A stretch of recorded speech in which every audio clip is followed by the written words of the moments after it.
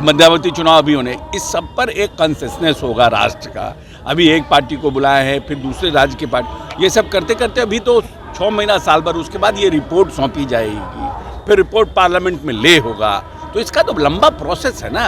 ये तो क्योंकि हमारे पार्टी के लोगों ने जो नीतीश जी का जो भाव पहले से है, बराबर नेता बोलते रहे हैं कि बहुत खर्च होता है, चुनाव में लोग फंसे रह जाते हैं, डेवलपमेंट का काम बाधित होता है, इसलिए तो उस स्टैंड पर क्योंकि हमारे पार्टी के नेता ने किया तो उसको घूम घूम के उसका भ्रम फैला रहे हैं।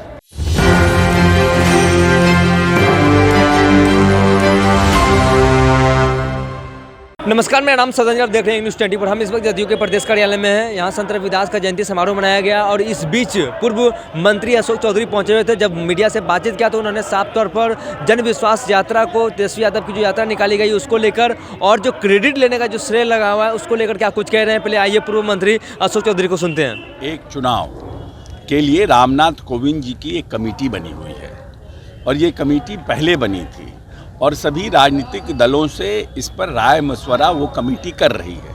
तो उन कमेटी ने हमारे पार्टी को भी बुलाया था, जिसमें हमारे पार्टी के पूर्व अध्यक्ष ललन सिंह जी और संजय झा जी उसमें शिरकत किए थे। और जो माननीय नेता का पहले से जो स्टैंड है, एक राष्ट्र और एक चुनाव, एक nation one nation one election, उस पर उन्होंने समर्थन किया है। इसका ये मतलब थोड़ी है कि ये चुनाव अभी होने वाला है, मध्यावधि चुनाव अभी होने, इस सब पर एक कंसेंसस होगा राष्ट्र का। अभी एक पार्टी को बुलाया है, फिर दूसरे राज्य की पार्टी, ये सब करते करते अभी तो 6 महीना साल भर, उसके बाद ये रिपोर्ट सौंपी जाएगी, फिर रिपोर्ट पार्लियामेंट में ले होगा। तो इसका तो लंबा प्रोसेस है ना। ये तो क्योंकि हमारे पार्टी के लोगों ने जो नीतीश जी का जो भाव पहले से है, बराबर नेता बोलते रहे हैं कि बहुत खर्च होता है, चुनाव में लोग फंसे रह जाते हैं, डेवलपमेंट का काम बाधित होता है, इसलिए तो उस स्टैंड पर क्योंकि हमारे पार्टी के नेता ने किया तो उसको घूम घूम के उसका भ्रम फैला रहे हैं। हमको नहीं लगता है कि कहीं भी मध्यावधि चुनाव की कोई रहे हैं, पूरे कार्यों का कह रहे हैं कि सारा नौकरी हम ही दिए हैं पूरे। अब देखिए, एक बात बताइए, हमने उनका बयान पढ़ा है कि विजन नहीं है नीतीश जी के पास। इससे बड़ा हास्यपद कोई बात हो सकता है?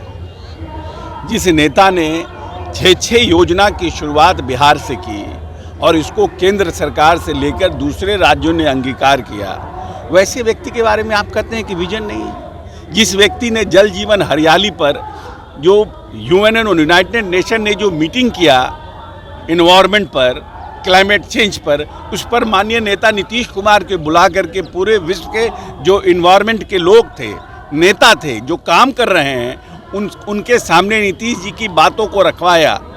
उनके पास कहता है, उन लोग कहते हैं कि विजन नहीं है। जिस व्यक्ति ने इस प्रदेश में पहली बार साइकिल योजना, पोशाक योजना शुरू की और लड़कियों की संख्या जो है स्कूलों में बढ़ाने का काम किया, उनके बारे में कहते हैं कि विजन नहीं है।